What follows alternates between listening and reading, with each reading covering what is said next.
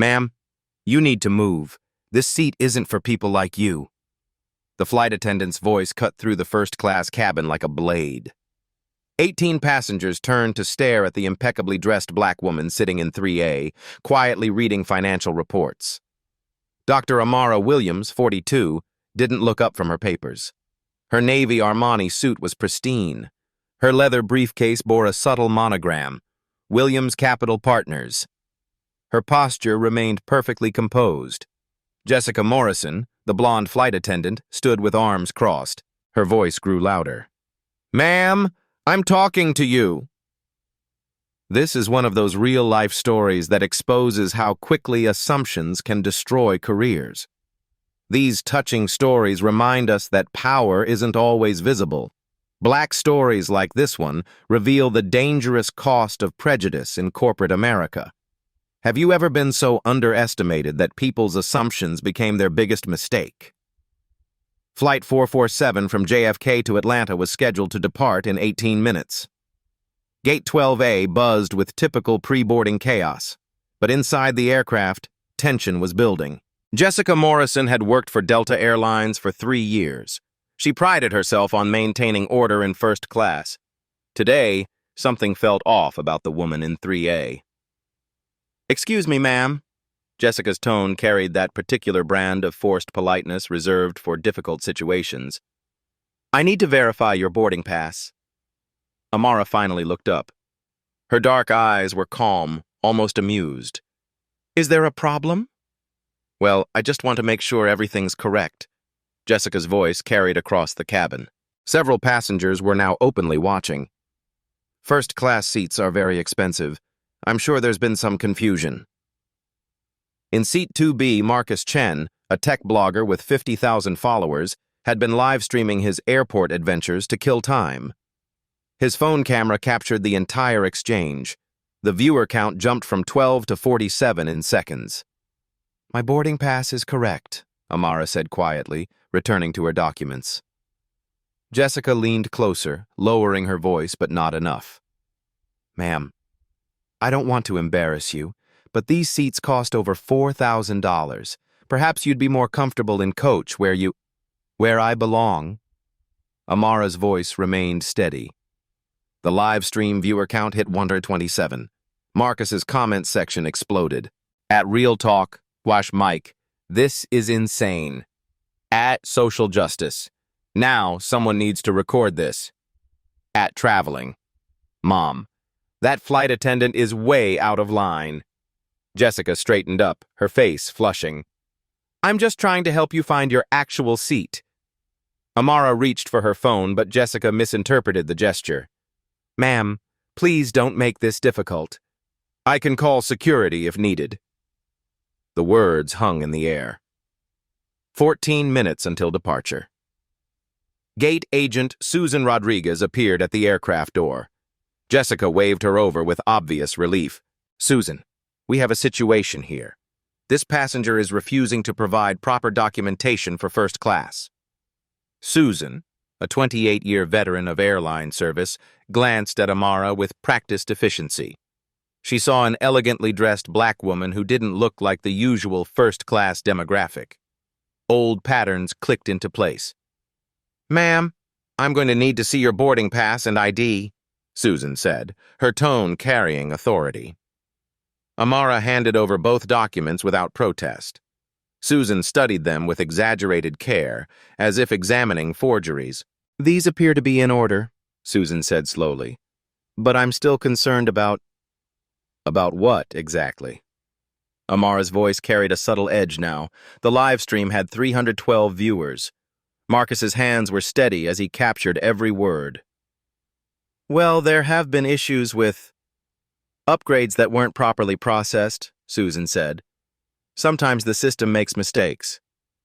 An elderly white woman in 4A nodded approvingly. "I've seen this before," she whispered to her husband. "They try to sneak into first class." 12 minutes until departure. "I'm calling security," Susan announced, reaching for her radio. "We have an uncooperative passenger in first class who may be flying on fraudulent documents." The accusation landed like a physical blow. Several passengers gasped, others fumbled for their phones to record. 2 security officers appeared within minutes. Jake Martinez, a stocky Hispanic man with kind eyes, and Tom Walsh, whose expression suggested he'd rather be anywhere else. "What's the situation?" Jake asked. Jessica launched into her narrative. "This passenger is refusing to move from first class. She claims she belongs there, but the ticket seems suspicious. She's been argumentative and non-compliant." Tom looked at Amara, taking in her expensive clothing and calm demeanor. Something didn't add up, but he'd learned not to question gate agents publicly. "Ma'am, we're going to need you to step off the aircraft while we sort this out," Tom said.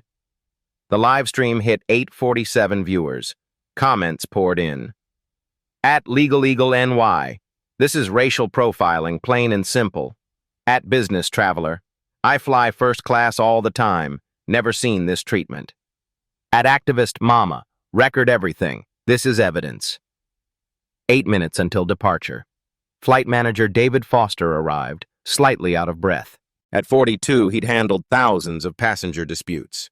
His approach was always the same: side with crew, minimize disruption, maintain schedule. "What's going on here?" he demanded. Jessica repeated her story, now embellished with details about Amara's attitude and suspicious behavior. Foster didn't even look at Amara's documents. "Ma'am, I don't know how you obtained that boarding pass, but this seat costs $4,200. I highly doubt you can afford first class. Please gather your belongings and move to your assigned seat in coach." The assumption hit like a slap. The elderly woman nodded again. "Finally, someone with authority." Amara stood slowly, her movements deliberate and controlled. She reached for her phone, and several passengers shifted nervously, expecting an outburst. Instead, she scrolled through her contacts with remarkable calm. "You're absolutely right, David," she said quietly. "This seat does cost $4,200. Would you like to see the receipt?" Foster's confidence wavered slightly, but he pressed forward. "Ma'am, please don't make this more difficult than necessary. We have a schedule to maintain." The live stream viewer count climbed past 100. Marcus whispered to his audience, "This feels like something big is about to happen." 6 minutes until departure. The first-class cabin had become a theater. 18 passengers watched the drama unfold, phones raised, fingers flying across keyboards. Marcus Chen's live stream had attracted 1,847 viewers, and the numbers were climbing exponentially. David Foster checked his watch. 5 minutes until scheduled departure. His quarterly performance review was next week, and on-time departures were a key metric. "Ma'am, I'm going to ask one final time. Please gather your belongings and move to coach, or we'll have to remove you from the aircraft." Amara remained standing, her phone in hand. "David, before you make a decision you might regret, perhaps you should verify who you're speaking to." "I know exactly who I'm speaking to," Foster replied, his voice carrying across the cabin. "A passenger who's trying to upgrade herself without authorization." The live stream exploded. Comments flooded in faster than Marcus could read them. At Justice, Warrior, someone call the ACLU. At Corporate Whistle, this is going viral in 3, 2, 1. At Legal Mind, hope she sues for millions. At Business, Insider, this woman is way too calm. She knows something they don't. Security Officer Jake Martinez shifted uncomfortably. 20 years in airport security had taught him to read people, and something about this situation felt wrong. The passenger was too composed, too confident. Her clothing alone probably cost more than his monthly salary. "Sir," Jake said quietly to Foster, "maybe we should take a closer look at her documentation before escalating." Foster waved him off. "I've seen enough frequent flyer fraud to know the signs. This woman doesn't belong in first class." The words hung in the air like toxic fumes. Several passengers exchanged glances. Even those who'd initially sided with the crew were beginning to question the assumptions being made. Tom Walsh, the second security officer, had been watching the woman's reactions. No panic, no anger, no desperate pleading. Just an almost supernatural calm that suggested she held cards no one else could see. "Ma'am," Tom said carefully, "if you have additional documentation that might clear this up, now would be a good time to present it." Amara smiled slightly. "I appreciate your reasonable approach, Officer Walsh." She knew his name. Tom's eyebrows raised. He hadn't introduced himself. Jessica Morrison, meanwhile, was growing increasingly agitated. Her initial certainty was wavering under the weight of the passenger's composure, but she'd gone too far to back down now. "I don't care what documentation she has," Jessica said, her voice rising. "The way she's acted, the attitude she's shown, proves she doesn't belong here. First-class passengers have a certain standard." The live stream viewer count hit 2,400. The comments section had become a battlefield. At privilege. Check. Certain standard equals racist dog whistle. At flight attendant. Life. Sometimes crew has to make tough calls. At social activist. This is America in 2024. Disgusting. At business. Class. I fly Delta constantly. This is not normal procedure. 4 minutes until departure. Gate agent Susan Rodriguez was growing nervous. The situation was spiraling beyond standard procedure, but she'd committed to supporting Jessica's initial assessment. Backing down now would require admitting error. "Mr. Foster," Susan said, "perhaps we should contact the captain. This passenger is clearly disrupting the cabin environment." Captain Sarah Mitchell had been monitoring the situation from the cockpit through crew communications.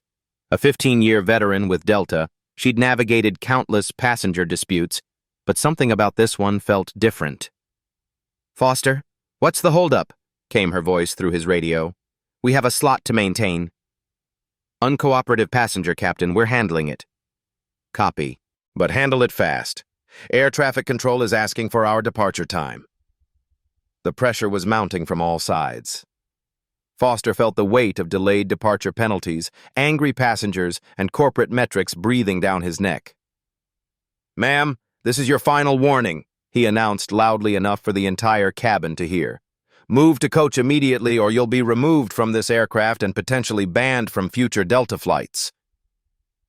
The threat was nuclear. A lifetime ban from a major airline could devastate a frequent traveler's career and personal life. Amara looked around the cabin, taking in the sea of recording devices, the mixture of hostility and curiosity on faces, the flight crew's united front of assumption and prejudice. "I understand," she said quietly. "You're all just doing your jobs." The statement carried an odd weight, as if she knew something about their jobs that they didn't. Marcus Chen whispered to his livestream audience, "Guys, I think this woman is about to drop a bomb. The way she's talking, it's like she's in complete control." 3 minutes until departure. Amara scrolled through her phone contacts, her finger hovering over a particular name. The movement was deliberate, theatrical almost, as if she wanted everyone to see her preparation. "Before you make your final decision," she said, looking directly at Foster, "I'd like to make one phone call. Professional courtesy." "Ma'am, this isn't a negotiation," Foster replied. "You've been given clear instructions." "David," Amara said, and her use of his first name sent a chill through the cabin. "In 6 years of flying with Delta, this is the first time I've had this conversation." 6 years. The number hung in the air. Even Jessica paused. 6 years suggested serious frequent flyer status, elite memberships, thousands of dollars in annual spending. Security officer Jake Martinez caught the detail immediately. "Ma'am, what's your frequent flyer status with Delta?" Foster shot him an annoyed look. "That's not relevant to the current situation." But Amara was already reaching into her wallet. She pulled out a small black card and handed it to Jake. His eyes widened. "Diamond medallion status, 2 million lifetime miles." The cabin went silent. Diamond Medallion was Delta's highest tier, reserved for passengers who spent enormous sums annually. The kind of passengers airlines fought to retain. Foster's confidence cracked slightly. That could be anyone's card. It could be, Amara agreed. Would you like to verify the account details? 2 minutes until departure. The live stream had 3,600 viewers. Marcus was providing running commentary. Diamond medallion, people. That's serious money. That's private jet money choosing to fly commercial. Foster's radio crackled. Ground crew reporting ready for pushback. What's your passenger status? He looked at Amara, at her calm expression, at the expensive briefcase, at the growing audience of recording passengers. Something fundamental was shifting in the dynamic, but he'd gone too far to retreat gracefully. Ma'am, regardless of your status, your behavior today has been unacceptable. Please gather your belongings. It was his final mistake. Amara pressed a contact on her phone and held it up so everyone could see the name on the screen. Richard Anderson, Delta CEO. The number was dialing. Foster's face went white. Jessica stepped backward. The live stream viewer count exploded past 4,000. Hello, Amara, came a voice through the speaker, clear enough for the entire cabin to hear. Ready for the board meeting? The merger documents are prepared for your review. The phone slipped from Foster's nerveless fingers. The silence in the first-class cabin was deafening. 23 people held their collective breath as the voice of Delta's CEO echoed from Amara's phone speaker. Richard, Amara said calmly, her voice carrying to every corner of the cabin, I'm currently on flight 447, and I'm experiencing some interesting customer service challenges. David Foster felt the blood drain from his face. His hands trembled as the full weight of his mistake crashed over him like a tsunami. Customer service challenges? Richard Anderson's voice carried concern and confusion. What kind of challenges? Who's the service manager? Foster opened his mouth, but no sound emerged. Jessica Morrison had retreated to the galley, her face pale as printer paper. Marcus Chen's live stream had exploded to 8,200 viewers. His comments section moved too fast to read. At Business Insider, OMG, she's on the board. At Finance, Guru, Williams Capital, that's $1 billion firm. At Legal Eagle, this flight crew is so fired. At Stockwatch, Delta stock about to tank. Security officers, Jake Martinez and Tom Walsh, stepped back instinctively, recognizing they were now witnesses to a corporate earthquake rather than participants in passenger control. The service manager is David Foster, Amara continued, her eyes locked on Foster's terrified face.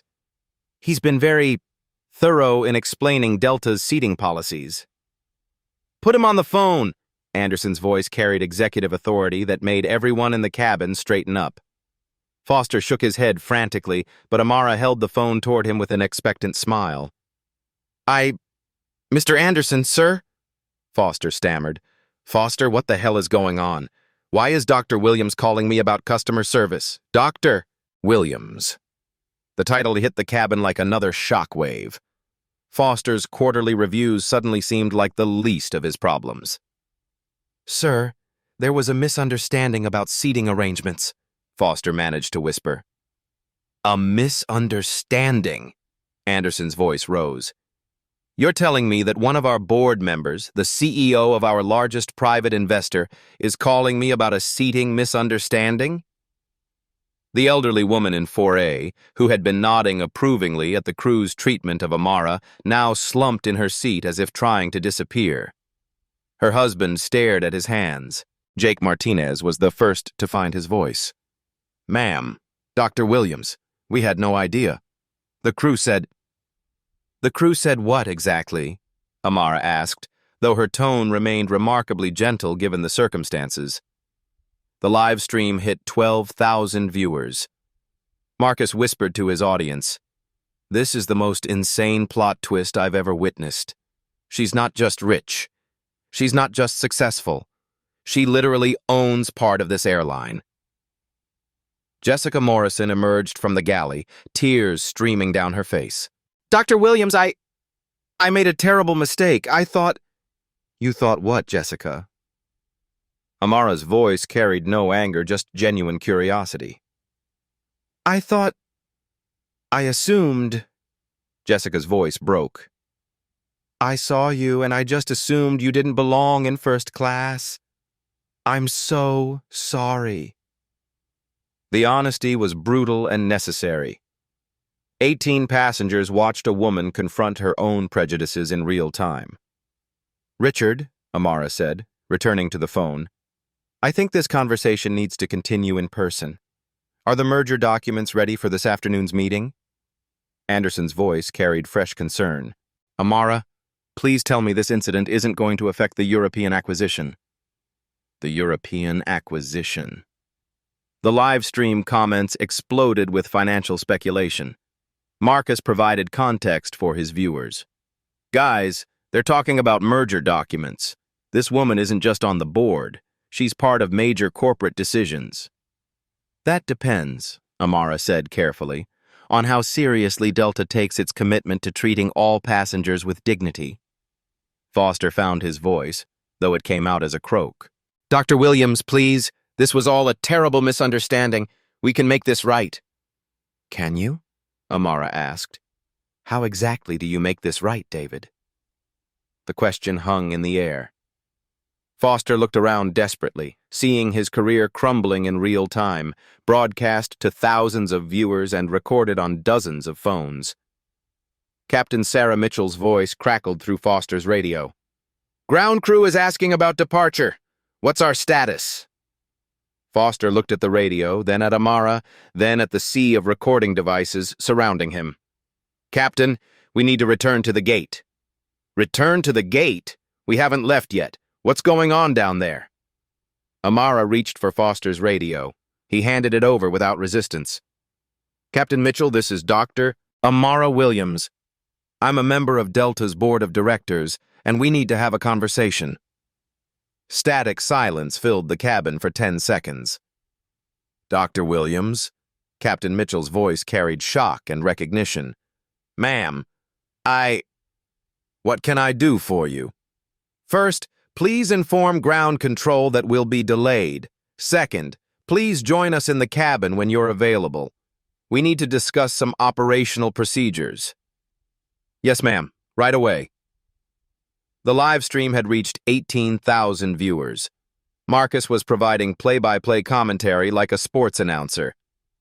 "She just took control of the entire aircraft. The captain is coming down to talk to her. This woman has more power than anyone realized." Susan Rodriguez, the gate agent, stood frozen in the aisle.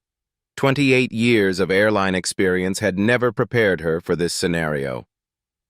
"Susan," Amara said gently, "you've been with Delta for a long time. Have you seen this kind of situation before?" "No, ma'am, never." Rodriguez's voice was barely audible. "What usually happens when passengers are wrongly accused of fraud or deception?" They usually get angry. They threaten lawsuits. They demand compensation." Amara nodded thoughtfully. "And what am I doing instead?"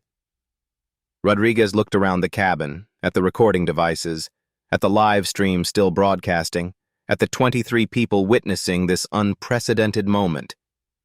You're teaching us." The insight hit like lightning. This wasn't revenge. It wasn't even anger. It was education, delivered with surgical precision to maximum audience.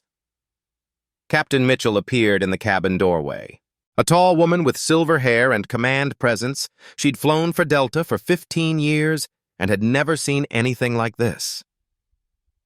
"Dr. Williams," she said respectfully, "how can I assist you?" "Captain, your crew made assumptions about my ability to afford first class based solely on my appearance. They accused me of fraud, threatened to have me arrested, and suggested I belonged in coach where people like me should sit." Mitchell's expression hardened as she looked at her crew. "Is this accurate?" Foster nodded miserably. Jessica was still crying. Susan Rodriguez stared at the floor. "What would you like me to do?" Mitchell asked. It was the question everyone was waiting for. The live stream viewer count hit 25,000. Comments poured in from around the world as the video was shared across social platforms. Amara looked around the cabin one more time, taking in the sea of expectant faces, the recording devices, the crew members whose careers hung in the balance. "I'd like to make a phone call to our legal department," she said quietly. "And then I'd like to have a conversation about systemic change." She opened her briefcase for the first time since boarding. Inside, clearly visible to the cameras, were documents marked Merger Termination Agreement, Confidential. Foster's eyes widened in horror as he recognized the implications. The merger wasn't just at risk. It was in her hands. "Richard," she said into the phone, which had been on speaker throughout the entire exchange, "I think we need to move that board meeting up. We have some important decisions to make about Delta's corporate culture." Anderson's voice carried the weight of billions of dollars in decisions. "I'll convene an emergency session. How serious is this situation?" Amara looked at Foster, at Jessica, at the elderly woman who'd nodded approvingly at her humiliation, at the passengers recording every word. "Serious enough to make history," she said. The Delta Sky Club had never hosted an emergency board meeting conducted via video conference from an aircraft cabin. But then, no one had ever seen a situation quite like this. Amara's phone displayed 9 faces, 8 board members and CEO Richard Anderson, all connected from various locations around the globe. The live stream, now at 47,000 viewers, captured every word. "Let me understand this correctly," said board member Patricia Chen, Delta's former chief operating officer. "Dr. Williams was accused of flying on fraudulent documents because her flight crew couldn't believe a black woman belonged in first class?" "That's an accurate summary," Amara replied, her voice carrying across the cabin through the phone's speaker. Foster stood nearby, looking like a man awaiting execution. Jessica Morrison had been escorted off the aircraft by airport security. Not for arrest, but for her own protection as social media erupted around her. "What's our legal exposure?" asked Michael Rodriguez, Delta's head of legal affairs, his voice crackling through the connection. "Potentially significant," Amara replied. "But that's not why I called this meeting." She opened her briefcase and held up a thick document marked European Acquisition, Merger Agreement.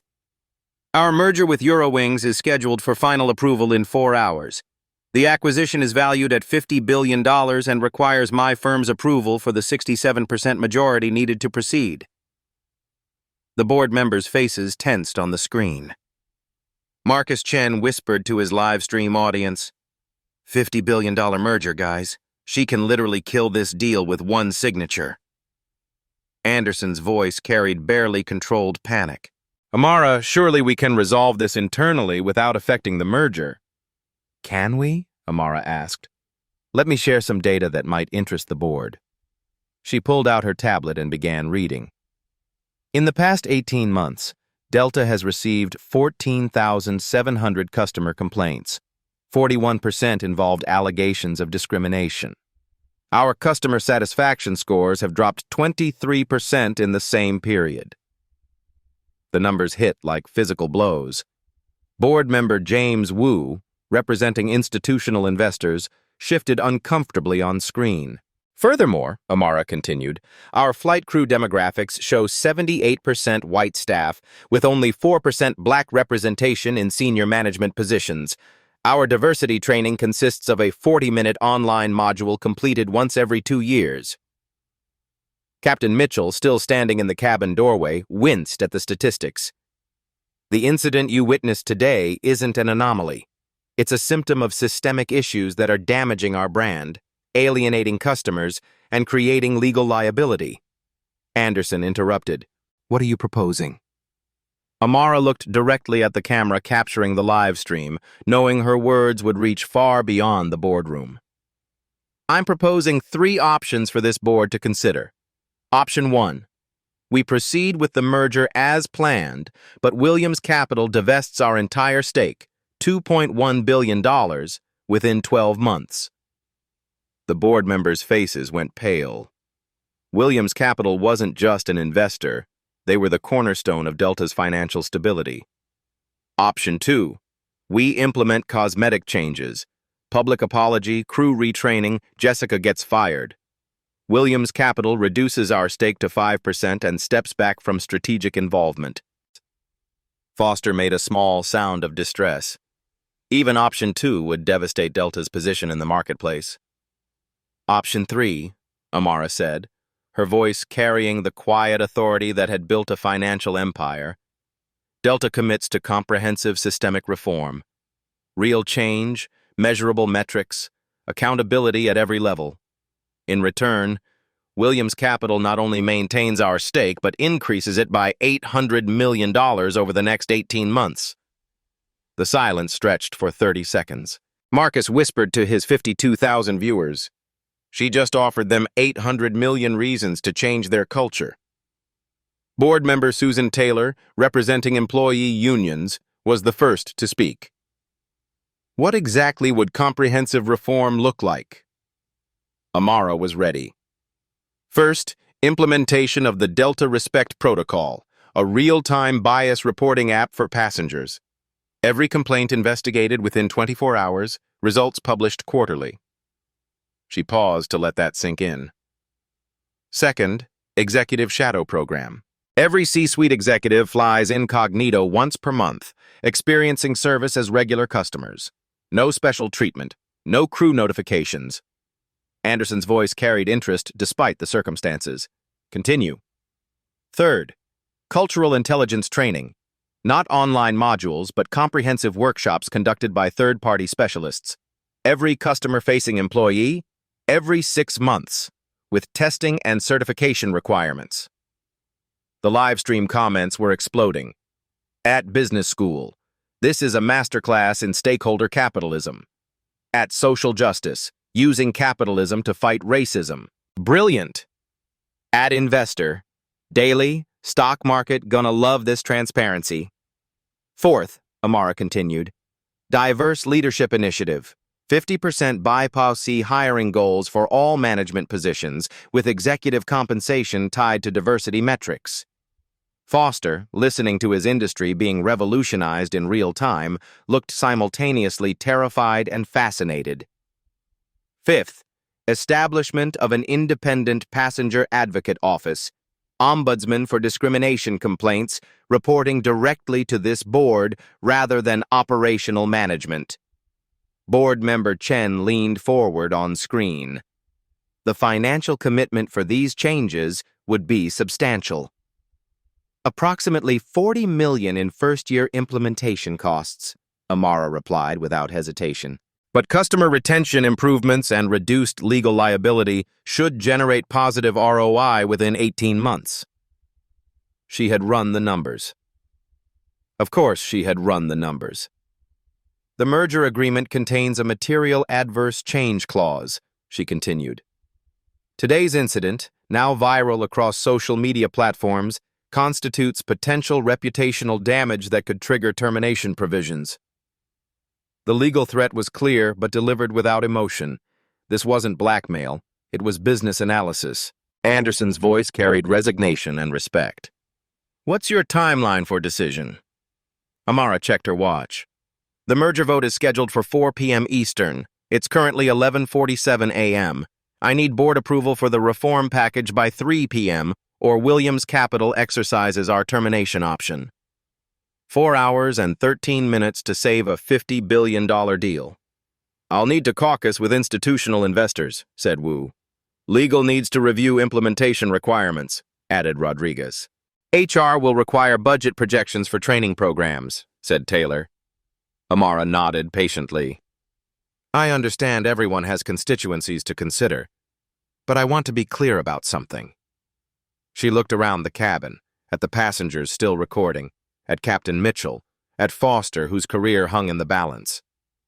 This isn't about punishment. It's about progress.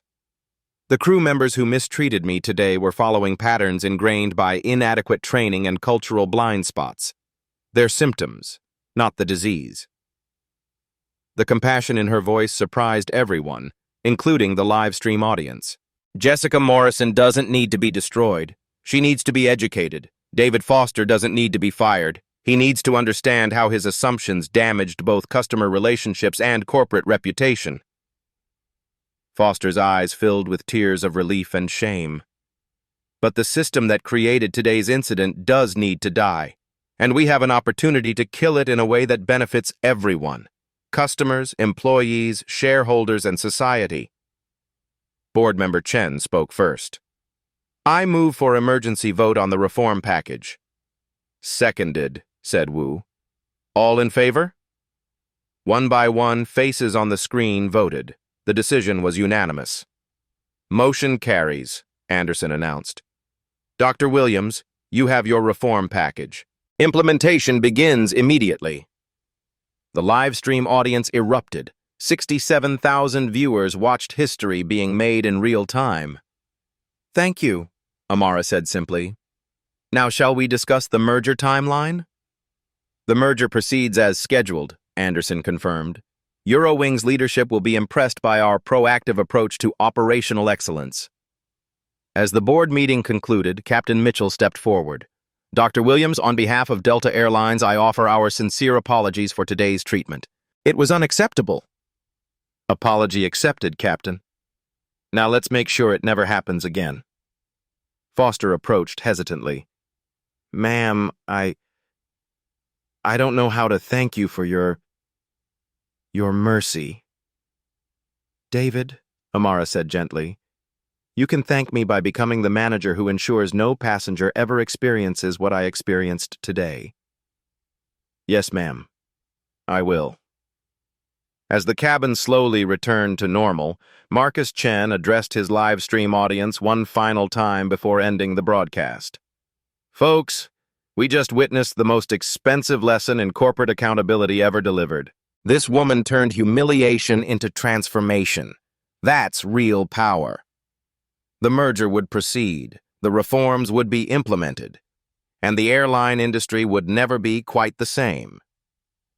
3 months later, Delta Airlines looked fundamentally different from the company that had humiliated Dr. Amara Williams on Flight 447. The changes began immediately after the emergency board meeting. Jessica Morrison, rather than being terminated, became the first employee enrolled in Delta's new Cultural Intelligence Training Program. The intensive 2-week workshop, conducted by diversity specialists from UCLA's Anderson School of Management, cost $4,700 per employee, but produced measurable results. I learned that my assumptions weren't just wrong, Jessica said in a video testimonial that would later be used in training materials. They were actively harmful. I had to confront unconscious biases I didn't even know I carried. David Foster was demoted from flight manager to regional supervisor, but retained his employment. His new role included oversight of bias incident reporting, a position that put his lived experience with discrimination directly to work. Dr. Williams could have destroyed my career, Foster reflected during a company-wide training session. Instead, she gave me the tools to rebuild it better.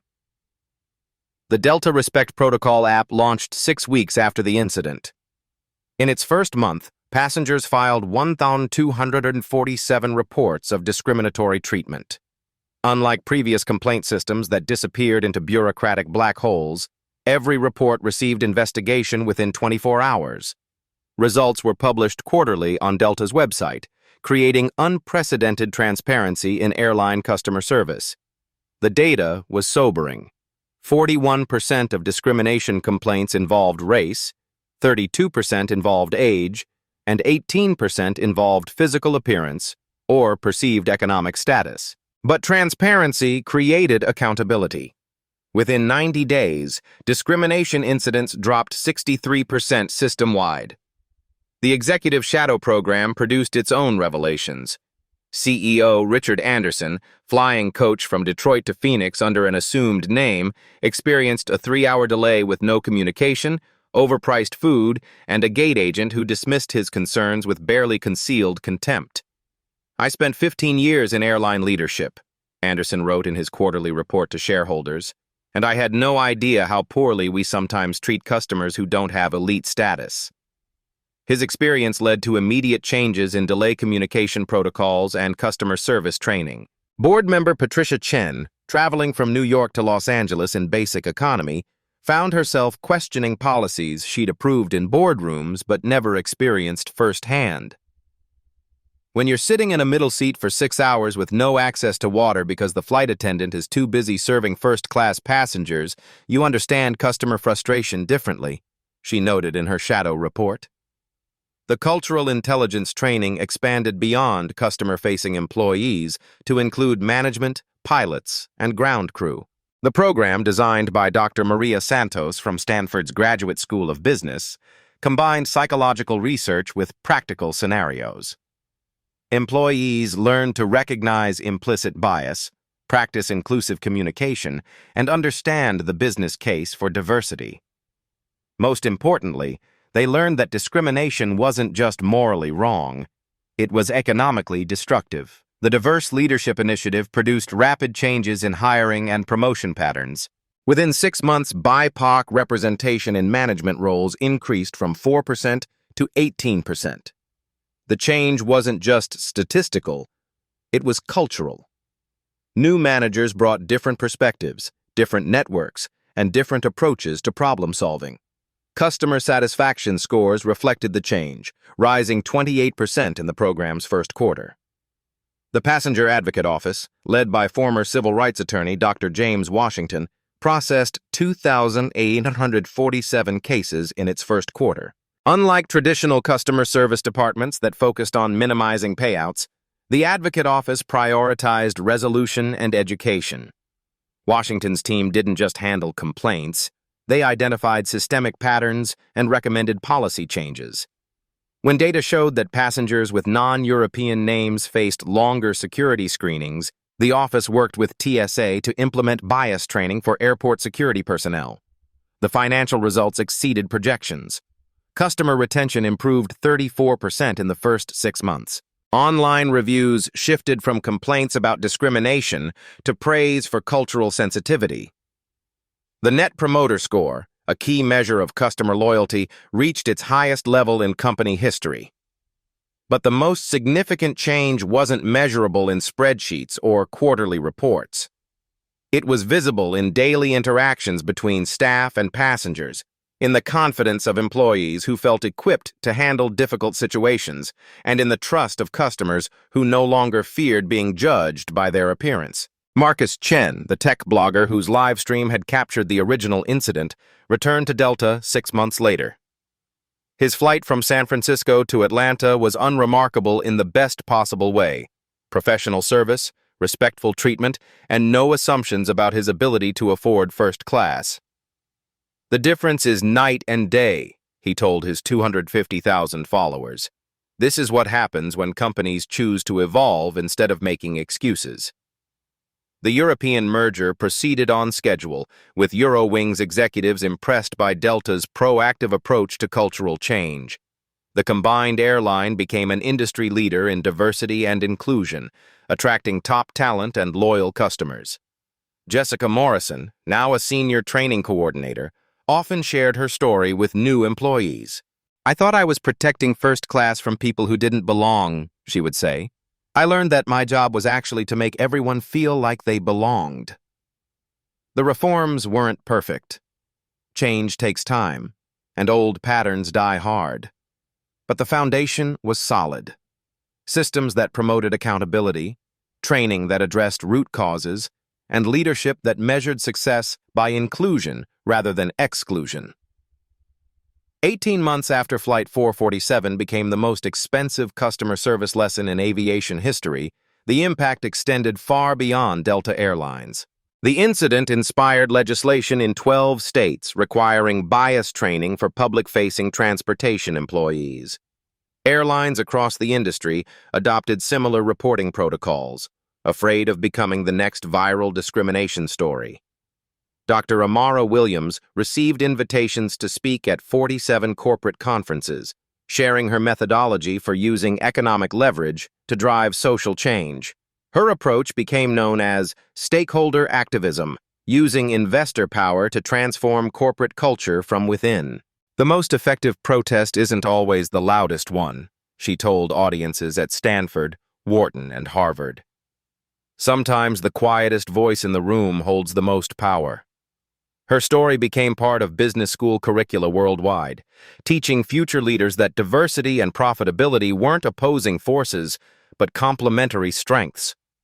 Time magazine named her one of the 100 most influential people of the year. The citation read, "Williams proved that changing hearts and minds is good business, and good business can change hearts and minds." But the personal impact ran deeper than professional recognition. In interviews, Williams often spoke about the moment she realized the true power of her position. "When I saw Jessica Morrison crying, when I watched David Foster's fear, I understood that destroying them wouldn't solve anything," she reflected. "Real change requires transformation, not termination." The approach became a template for addressing systemic discrimination across industries. Healthcare systems adopted bias reporting protocols after similar incidents in emergency rooms. Retail chains implemented cultural intelligence training after viral videos of discriminatory treatment. The Know Your Worth movement, inspired by Williams's story, generated 2.3 million posts, encouraging people to document discrimination while maintaining dignity and composure. The hashtag became a rallying cry for economic activism. Williams established the Williams Institute for Stakeholder Capitalism, a think tank dedicated to using investment power for social change. The Institute's research influenced corporate policies at hundreds of Fortune 500 companies. These real-life stories matter because they show how individual courage can create systemic change. Black stories like Williams demonstrate that power used wisely can transform entire industries. These touching stories remind us that the most profound victories often come through compassion rather than conquest.